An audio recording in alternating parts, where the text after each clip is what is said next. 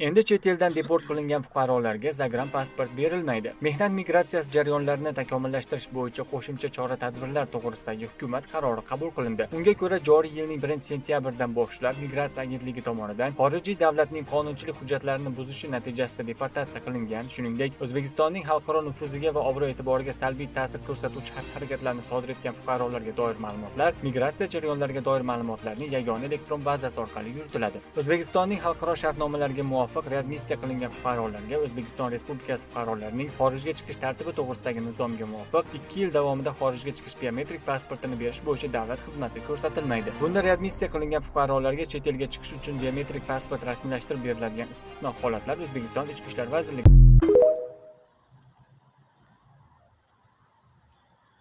Endi Rossiyadagi migrantlarimiz deport bo'lsa, endi zagram pasport berilmaymish.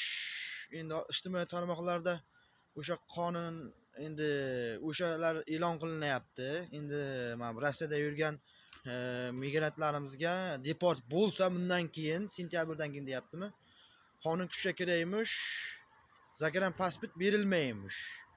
Endi men xalqimizga yetkazib qo'yay deb video qildim. Akalar, ukalar, sog' bo'lingizlar, omon bo'lingizlar. Bu migrantlarga tegishli Rossiyadagi. Sog' bo'lingizlar, charchamanglar.